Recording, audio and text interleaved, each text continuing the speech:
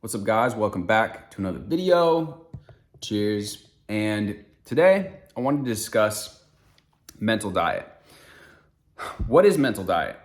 It's something that you hear a lot in the manifestation space. And today I want to give you guys a simple analogy that is very apt because the word diet, we're mostly familiar with this in the form of eating, actual physical foods that we're eating, right? So if you've ever been, this may be easier if you've ever actually engaged with a nutritional protocol or whatever it is that people call diets nowadays. I know the word diet has gotten like a bad rap, it seems like recently, because it's too restrictive and people are focused on like more inclusive diets and stuff. But if you've ever gone on a diet, you will have noticed that there are actual changes to the way that you actually feel. Let's say that you were eating, tons of carbs and pizza pretty much. Let's say that you were eating fast food, lots of French fries, lots of fried food. You're eating lots of sugary drinks, sodas, sugary snacks, things like this. And you decide to clean the diet up, right? You decide to start eating. Maybe you're getting on a, the classic bodybuilder meal that everybody makes fun of is like chicken and rice, right? And broccoli. So let's say that you do that for a bit. Well, anybody that's ever done this without fail, and you can see this if you go on to bodybuilder forums or whatever, notices a big difference in the way that they feel. There's also a lot of people that have experimented with the keto diet, right? The keto diet is like almost no carbs. And what people have come to realize is like, yeah, carbs are a great fuel source, but they're often, the way that we consume carbs today, the extremely processed carbs, is not natural to the way that we've been created. It was never part of our ancestors' diets. It was never part of a diet that was in the past and what we've kind of evolved to naturally want and eat. So these very, very concentrated, high volumes of carbs, especially processed carbs, leave you feeling low energy. They're very unsatiating. They pretty much, you get that sugary high and then you crash when you eat sugary snacks, but even just high carbs in general. So, not to get too far off into the idea of food, but let's focus back on the mental diet now. So when you are watching and entertaining negativity in the news and you are listening to the workplace gossip and you are talking trash about people behind their back or engaging in that type of narrative and kind of focusing on the half glass empty instead of the half glass full, watching fearful things on social media, fearful things in the news, the state of society and how society is under collapse, and focusing on all the wars going on and all this. Well, now you have trained your RAS, your attention, to be focusing on all those things. It could be crime, violence, toxic relationships. It doesn't matter. All of those things, they're pretty much like you've now taken in all of this. Let's say another example is, you call that fast food, right? It's very hyper palatable, hyper stimulating, because as humans, we tend to be very, we've evolved and we've been hardwired to pay attention to things that we should be afraid of, right? Because if there's a predator or something to be fearful of in nature around us, could be a tiger, whatever, now we need to really pay attention to that, right? For our survival. So it's simply the way that we've been programmed for survival to tune into those negative things at the exclusion of all the positive things, right? And you can see this happening. People are calling this like, some people like Elon Musk call it like the woke mind virus, but essentially it's the exaggeration of any sort of negativity. And the news cycles, they talk about if it bleeds, it leads. That's been something that has been prevalent in news for a long time. Before even television, before even radio, back when they began, the newspapers, the printing press, all of this stuff, that was a common sort of guideline, is that if it bleeds, it leads. If it's negative, if there's something bad happening, that's going to be on the front page, because that's what's going to hook people's attention the most, right? So there could be 1,000 acts of kindness going on in the world. There could be 1,000,000 positive things happening, but the one thing that's going wrong, and if you think about it, people are so hyper focused on every single thing that's negative, and not to say that it's not that it's okay, right? I'm not here to say that any of these things, whether it be war, whether it be violence, whether it be crime, is like good and acceptable, and that we shouldn't ever pay attention to the negative things that are happening in our environment. But it is to say that if you actually look at the human history, there's a lot less violence, there's a lot less war, there's a lot less starvation, famine, all of these things that have plagued us as a human civilization for thousands and thousands of years. There is so much less of it today that it's not even comparable. It's like comparing a completely different thing, right? So by hyperfixating on these negative things, the other aspect of this, when you look at it from a manifesting perspective, is you're creating more of this because your RAS is now tuned into this. So in the example of, unhealthy relationships, if all you're watching is these reality TV shows and these people that are just playing mind games, really, there's no goodwill there. There's no good intention to the other person. There's no treat others as we want to be treated. It's all just, how can I extract as much out of this person, and pretty much then be as selfish as I can. Examples of people being vindictive, people being, again, it could go into other areas too. The violence, the excessive, like I said, all these things that are very stimulating to us as human beings. Then we're programmed to look for that. So we go out on a date, or we go out and we're getting to know somebody, or we're even out in public and we're looking around our shoulders like, oh, I hope I don't get mugged. Like, oh, I need to go over here. Oh, I need to be, and you begin to take on this mentality that says that I live in a hostile universe. And that is one of the most toxic mindsets that you can adopt, because when you do that, you are now going to create more of that. A lot of people a lot of people that don't necessarily agree and believe in manifesting want to debate that. But even if you take away the manifesting component, when you focus on a red car, when you decide, I want this brand of a red Mazda 3 or whatever, you weren't even thinking about it before, but now all of a sudden you start to notice them on the road, right? It's the same way that, like, when somebody says your name in a party and it's super loud and you haven't heard anything else, any of the other conversations, because your mind doesn't pick up on them, because it just sounds like a hum of noise. Somebody says your name in the middle of a crowd and at a party, and all of a sudden you're like, oh, you're like, yeah, you're like, what you respond, because it is tuned in to relevant information. When you focus on all the negativity, when you focus on all the drama, when you focus on all the chaos, you tag it in your RAS tags it as relevant information. And from a perspective, like a psychological perspective, you are now picking up on that in your environment. And they've done the observer effect, which is to say that what is being observed is being affected by the observer. So when you interpret something, when you're constantly on edge and you're thinking, oh, this person's out to get me and the world is against me and this, all these ideas that you've been programming your mind with by taking in this crappy quality information, the same way that we take in the crappy quality food, now we don't even notice our bias. It's like an alcoholic that you drink a little bit. You notice when you first start drinking, like whenever you first had your first beer, you feel a buzz, right? But the alcoholic doesn't feel that buzz until maybe 4, 5, 6 beers. They don't realize that they're in that state, right? And it's just like a frog in water. You don't realize that you're looking at everything through this very negative lens that just assumes the worst, that assumes that you won't be able to accomplish this, that assumes that everybody else is, that everything's unfair and everything's been designed against you, and that, all of this stuff, right? Again, there may be some truths in that, but it's not going to help us to constantly be focusing on that at the exclusion of everything else, because that's what happens, is that it informs the lens, and now everything is filtered through this lens of, oh, everything is against me, or I'm a victim, or there's no, I'm not going to be able to do this, right? Essentially, that's what you've declared into reality as being true for yourself when you adopt that type of mentality, because you're reacting and you've decided, I'm at the effect of all this. I don't have the power. It's these people, it's this ideology, it's that group that has the power. And I'm merely just a pawn, and I don't have any ability to change my circumstances. It's all outside of my control.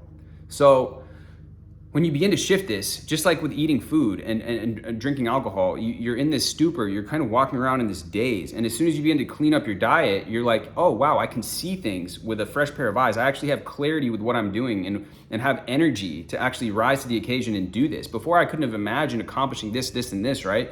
Because I'm in this constant, I ate stack of pancakes that was this high. I was used to having that for breakfast, and now that I'm eating steak and eggs, or now that I'm even maybe intermittent fasting in the morning, just having a cup of coffee and waiting to have my first meal until later in the afternoon, I have tons of energy. Like, where did all this energy come from?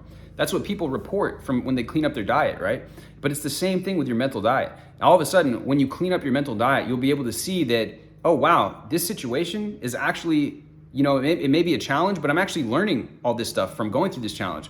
Or, this thing was delayed, and now I can't go back into this, for example, this house that I'm working on, but now it's given me all this opportunity to spend more time with my family. Or now it's given me all this opportunity to focus on this, right? Now I'm focusing on something on the positive aspect of this situation. And when you really begin to reclaim and take control of your mental diet, in other words, what you're feeding yourself, right? Because it's also the inputs. Like, if you're listening to inspiring content, if you're listening to something that's going to help you become more productive, more self-actualized, and live a life of your choosing, rather than this reactive mode where we're basically taking in all the equivalent is like, yeah, I'm becoming an alcoholic and eating only fried food by taking in, all the BS that's on TV. It's lowering my energy. It's making me feel ineffectual. It's making it so that I feel like I'm a victim. I'm the victim of the circumstances. I don't have any control for myself. I'm giving it all away to all of these outside circumstances. When you begin to walk through life, you're in a stupor. You could even have a relatively healthy diet, but if your mental diet is off, if you're taking in garbage all the time, you're not going to be very effectual. You're not going to be able to actually actualize what you want in your reality. You're not going to be able to take back that pen and rewrite the story of your life, because you're constantly regurgitating and repeating something that you heard, some idea that you heard that is a negative idea. It tends to be negative. Unfortunately, our environment tends to be mostly negative, whether it is the people at our workplace, whether it is even our family members, whether it is just like I said, media itself in general. That's just the unfortunate way that things are. And again, our minds are programmed to pay high alert, high attention to that type of stuff, and basically focus on that at the exclusion of everything else that's positive. For as many reasons that you have to believe that you are capable, or that you are good enough, or that you are able to change your situation, that one thing that says that you can't, you hyper fixate on it, right? And so this is a gentle process. This is a process that it's not going to snap your fingers like people say online and manifest $1 million overnight. Yeah, maybe some people do. Some people might go in and win a lottery ticket right like that. But for the vast majority of us, if we want to create a sustainable change in our lives, it's going to be a process of us taking back control over the narrative, taking back control over our mental diet, deciding what we're going. It's like the same thing as going to a farmer's market and deciding, I'm going to actually buy this organic produce. I'm going to buy these pasture-raised eggs. We have a farm here, and when we eat the eggs from the farm from our chickens, the yolks are bright orange, and you feel so good after eating these eggs. And it's like you go to the supermarket and buy these mass-produced eggs. The egg yolks almost look like gray in comparison. Like, it's a massive difference. They taste like nothing. They're tasteless. I've been buying produce lately too, and it's just like the tomatoes that we get at our farm taste so juicy and so flavorful compared to conventionally grown GMO tomatoes that you're getting at the store. It's almost like it's like a different fruit. It's like a completely different thing completely. So, it's up to us really at the end of the day where we decide to focus our attention. The same way that we can choose to focus on, and excuse the loud noise outside, somebody's mowing the lawn out there. The same way that we can focus with our dollar, right? And say, I'm gonna go to McDonald's, so therefore I'm focusing there. I'm putting my attention there. I'm placing my energy in there, which is helping McDonald's. It's increasing their profitability. It's increasing their ability to create more of this, right? Or I can go and support my local farmer's market or a local farmer, or choose to buy this produce from somebody that is creating something. I can choose to put my dollar here. And so now I'm placing energy with them. Now I'm helping them create more organic food, more high quality food. It's the same thing with our attention. Instead of using our money, and that exercising a choice in a transactional monetary trade-off, we're transacting with our attention. So what we choose to focus on, the media that we choose to focus on, the people that we watch, we're basically paying them with our attention. That's why they say pay attention. That's why the content machine, the media machine is becoming, more and more companies are adopting this because they know that where your attention goes, the energy goes. That's where the money's gonna go too. So you begin to take in better quality inputs. You begin to instruct the mind. You begin to instruct yourself with your own inputs rather than reacting to what some newscasters or it's funny to me that there's some of these channels on YouTube are exclusively gossip channels. Like all they do, their entire livelihood is based on tearing other people down. I wouldn't do that even if I was paid whatever, right? You couldn't put a price on that for me to do that, because basing my livelihood and my identity on tearing other people down is just not something that I would do, because it doesn't make me feel good. It actually makes me feel really bad inside. So no matter how much I was getting paid from sponsorships or whatever, I just wouldn't choose to do that. But it just goes to show you that when you, like, the type of people that are attracted to those types of channels that are like, oh, let's cancel this person as quickly as we can. Let's dig up all the dirt on this person. It's like, that is so toxic, because it's essentially coming from this destructive paradigm that's saying, look, yeah, I don't have any ability, again, to create anything productive for myself. It's the same thing like when you go into these houses and, my dad and I, we have real estate, right? So some of the rental properties that we have, some of the people that go and stay there, all they want to do is destroy it. They will literally go and they're like kicking things over, knocking things down. And that type of mentality is a destructive mentality, which says, look, because I don't feel good that I'm not able to create anything of value or create anything useful, all I'm going to do now is destroy what other people have done. Destroy something beautiful so that I can feel like I did something, right? At least I was doing something, That is where this mentality goes. It doesn't end well for the person that's engaged with that, because ultimately you're going to end up self-destructing, because when you're only paying attention to how you can destroy things, that energy turns in on itself and you end up self-destructing from the inside.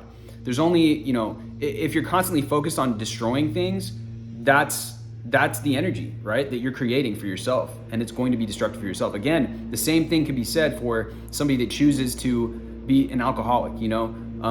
My uncle died from alcoholism. Like, he eventually drank himself to death, and that was based on his choice and on his belief system, really, that he couldn't do the things that he wanted. He couldn't create what he wanted in his life, so he would rather go into it, like invert everything. So it says, okay, I can't do this. I can't create a better situation in my life. So what I'm going to do is I'm just going to drink it away, basically hide from it.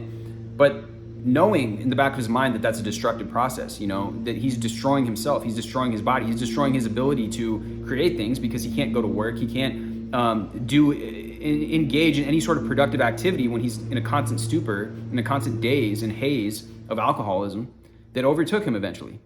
But we always have this choice, right? It's always, and that's why I'm using the example of the physical diet. When you see people that have just decided to essentially give up on life, whether it's through alcoholism or whether it's through, they just eat themselves to death almost. There's a lot of people that are just so engaged in this hyper palatable foods that it's self-evident that they're destroying themselves. They're destroying their body. I mean, we're also in a state right now of the world where it's so strange with all these people saying that, it's trying to basically shy away from the actual truth, that by doing that, you are destroying your health, right? You're destroying yourself from the inside out. We've been blessed with this physical vessel, and it's something that we need to treat with respect, because this is the only house that we have. And the more that we disrespect it and denigrate it by consuming awful quality things that are ruining and destroying our health and wreaking havoc on us from the inside out, there's only one road that leads to. And all I'm saying with this video is it's the same up here. It's the same with your mentality. There's only one end that comes from taking in destructive, basically mental viruses and allowing them to operate. It's like you have a computer, and you don't want a virus on your computer, right? You want to download a software that gets rid of it. You want to scrub the virus off. You don't want a virus because it's going to take over. And that's what you see happening with people today. The virus it gets transmitted, and these mental viruses, they take over, they take hold, they take root in your consciousness, and you are no longer able to have any autonomy or control over your life. Just the same way that when you start eating, when you start drinking yourself into oblivion, you're no longer able to make a change. And so, some food for thought here, pun intended, I guess. I didn't intend the pun to initially be there, but it is evident that whether we're taking something in physically or whether we're taking something in mentally or spiritually or emotionally, that it does have an effect. We can't ignore that fact. So it's very important for us to be aware of what we're taking in on the mental level. There's a mental plane, physical plane, spiritual plane. And a lot of people kind of in the manifesting world tend to ignore the physical for some reason. But that's not going to give you, that's not going to help, right? Even if we have a mental diet that's good, but our physical diet consists of Twinkies, we're not going to have any energy. We're not going to be able to do anything, right? So, or let's say that you're an alcoholic, but you're always convincing yourself to think good thoughts. I mean, you're a walking contradiction. All of these things need to be cultivated, just like a garden. I've used this example many times before, but the mind is like a garden. Your body is like a garden, and you need to cultivate it by giving it the right nutrients, by planting the right soil, by planting the right seeds, so that you cultivate the beauty comes from the inside out. And then eventually your outer reality will begin to match the frequency, will begin to match the seeds that you planted are the seeds that you will, the plants that you will reap tomorrow. So guys, with that being said, I hope this has been helpful. I hope this has been inspiring. I wanted to be kind of candid with you guys on some of these topics and, I don't know, speak freely on some of these issues that I see happening. And as long as we acknowledge, like I said, all three planes of existence and begin to curate them so that they benefit us rather than being at the effect and just saying, oh yeah, well, I'm just going to eat this, or I'm just going to think this, I'm just going to take in this faulty information, whether it's information or food. As long as we decide that we actually have control, we actually have a degree of control over this. We don't necessarily need to do this. We don't necessarily need to just take whatever we're being fed, right? That we can change. We can change what it is that, and when we begin to change on this individual level, that's when you actually be able to, a lot of people, myself included, sometimes you get frustrated with the fact that, like I look at family members and I see like the foods that they're eating or the information that they take in, but you're the only one that can be the change. If you're worried about an uncle that's diabetic, or if you're worried about an aunt or somebody that's just constantly taking in negative news information or constantly gossiping and constantly engaged in just mental sabotage, there's no way that you can argue with them or that you can like make them change up their diet, whether it's physical or mental. Like the only thing that you can do really is begin to ask some questions, begin to embody it on yourself, and begin to become this kind of inspiration for others that others can look to. Much like when you have that family member, right, that begins to lose weight, then everybody else in the family starts to ask them like, oh, what is it that you've been eating? What is it that you've been doing? And then they want to share in that, right? Sometimes, right? Then you have the other people that are just people that are constantly stuck in the victim mindset. They might even start to shame that person that went on that journey and was actually able to, lose the weight and improve themselves. But the same thing goes for the mental. And so I wanted to share this, and hopefully this gives you guys something to chew on here, like I said before. And with that being said, guys, much love as always. Drop this with a like, hit me with a comment down below to let me know your thoughts. Hit me with a subscribe, and I will see you guys in the next video.